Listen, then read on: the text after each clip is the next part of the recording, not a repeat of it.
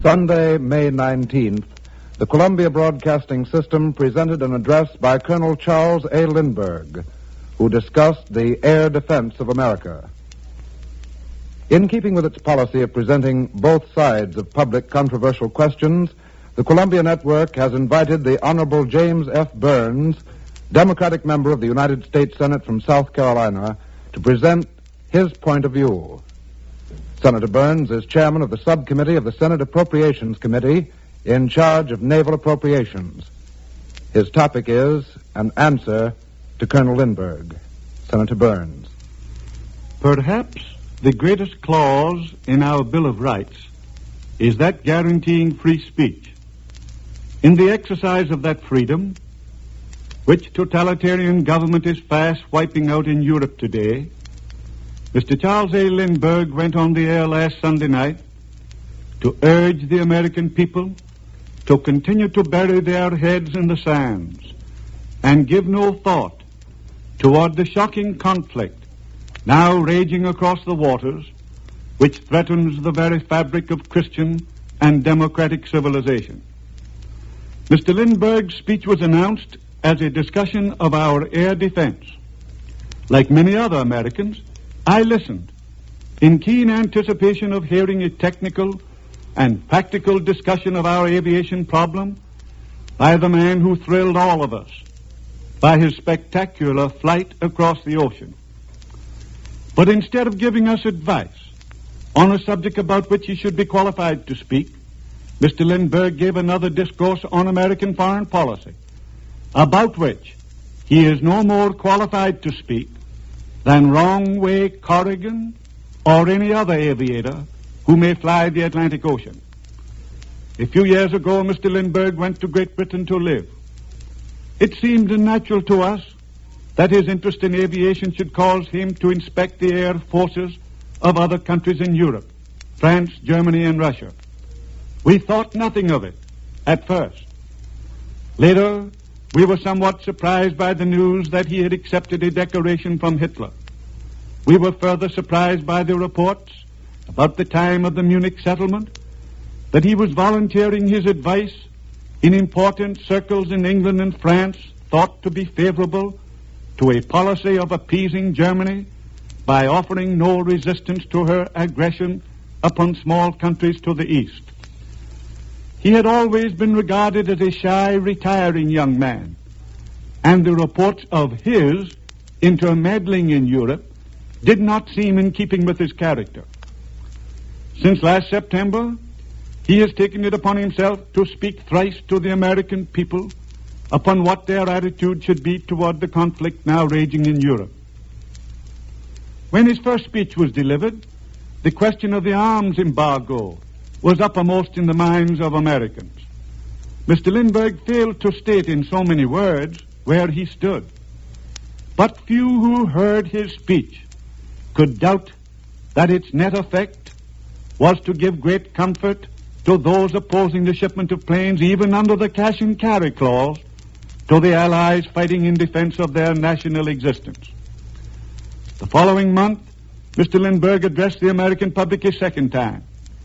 He pleaded that for the benefit of Western civilization, we should continue our embargo on offensive weapons.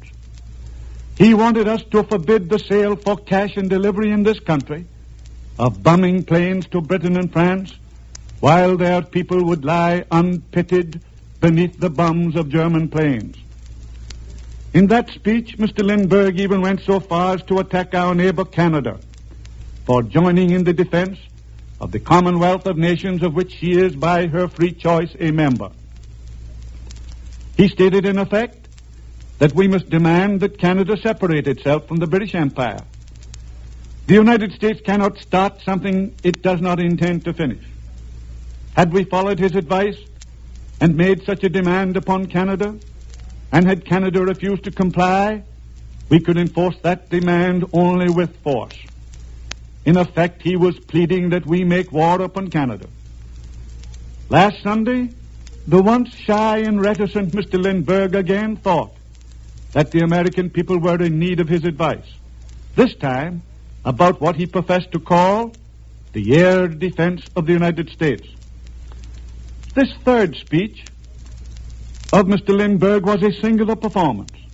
President Roosevelt had recommended appropriations for national defense which were extremely conservative in light of the recommendations of his military experts and in light of the shocking and ominous developments abroad which have threatened with destruction the most inoffensive neutral nations. Even Mr. Lindbergh, at the end of his hysterical protest against other people becoming hysterical about our defense program, admitted that we need a greater air force, a greater army, and a greater navy. And nowhere did he indicate in what respects the president's program is defective. Yet Mr. Lindbergh spoke as if the United States was being rushed into an air defense program before a definite policy of defense had been formulated. He pointed out that an air defense program based on the defense of the United States alone would be quite different from a defense program based on the defense of the entire Western Hemisphere. And he proceeded to argue what no responsible person has ever denied, that America cannot effectively defend herself without defending the whole Western Hemisphere. But the President has stated that policy of hemisphere defense time and again during the past 2 years. It is a definite policy of defense already formulated. Why, then, does Mr. Lindbergh try to create the impression that the American people are being rushed hastily and impulsively into a national defense program? Why does he scorn as hysteria this belated rising of the American giant from sleep? Mr. Lindbergh said, if we desire peace, we need only stop asking for war. What official of the United States government is asking for war? Does he think the President is asking for war because the President asked the Congress to provide additional appropriations for the defense of the nation? The people of America know that a nation does not have to ask for war in order to have war visited upon them. Did China ask for war? Did Czechoslovakia, Poland, Denmark, Norway, Holland, and Belgium ask for war? No, not one of them did.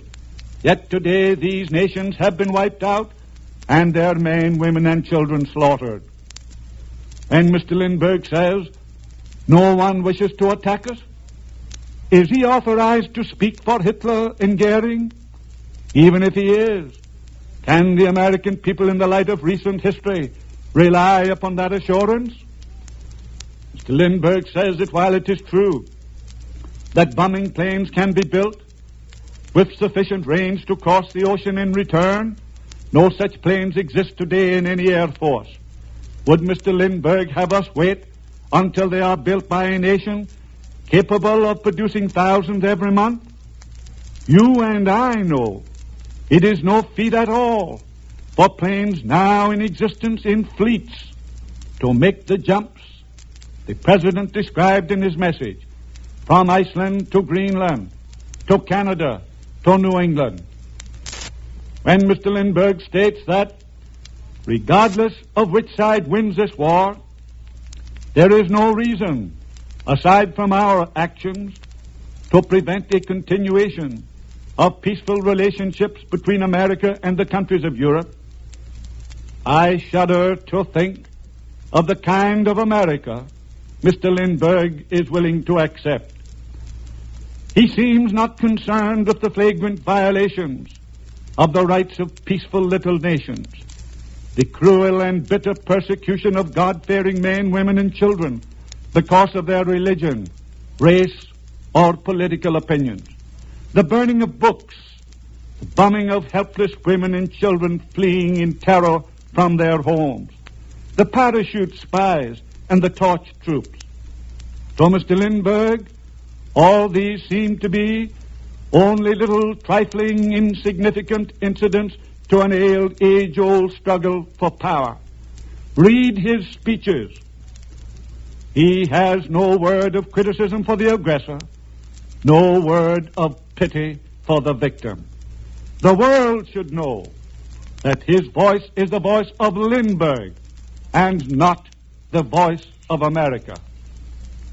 To me, the vile barbaric deeds now being inflicted upon democratic peoples in Europe represent an attack against everything that we hold dear, an attack against international good faith, against religion, against learning, against political freedom, against civilization itself. Apart from all moral values, does Mr. Lindbergh really believe that our problem of national defense would not seriously be affected by the destruction of the British fleet or its surrender to Germany? Is there among us a thoughtful person who believes that should England be brought to her knees within the next few weeks or months, that Hitler would permit her to scuttle her fleet? Must we not realize that Hitler would issue a warning that should Britain destroy her fleet, he would destroy England itself? Could we expect the British government under such circumstances to sink its fleet or send it to help the United States? If Britain did what you would do under the same circumstances and surrendered its fleet to save its people, we would be confronted by Hitler possessing a navy superior in strength to our own and with more warships in the course of construction in England than in any other country. Even if we do not know the terms, we know there is an understanding between Germany and Japan. With the combined sea power of Japan and Germany, vastly superior to ours, could we rely upon the assurance of Mr. Lindbergh that war would not come to us unless we asked for it? England and France were lulled into a false sense of security by those who pleaded, as Mr. Lindbergh has pleaded, that they could continue to live in peace with nations which trample ruthlessly over the rights of other nations, and that those who dared to warn them of their dangers were actuated by personal profit and foreign interest. England and France were also told, as Mr. Lindbergh has told us, that appeasement was of primary importance and the production of airplanes, cannon, and battleships of secondary importance. England and France discovered too late that refusing to aid the victims of aggression and trying to appease the aggressor did not keep them out of war, but only served to bring the war flaming out of the heavens upon them. Fifth columns are already active in America, and those who consciously or unconsciously retard the efforts of this government to provide for the defense of the American people are the fifth column's most effective fellow travelers. Mr. Lindbergh may tell us to stop this hysterical chatter of calamity and invasion, but I thank God that America has at last been aroused to the dangers that beset her in a world menaced by brute force and strident ambition, and is now grimly determined to arm in self-defense. We have witnessed the effect of lack of unity in Britain and in France.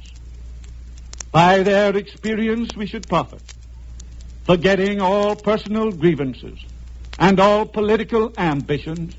The American people should unite under the leadership of their president and work to preserve our lives and our liberties. The Honorable James F. Byrnes, Democratic member of the United States Senate from South Carolina, has spoken on the topic, An Answer to Colonel Lindbergh. He is chairman of the subcommittee of the Senate Appropriations Committee in charge of naval appropriations.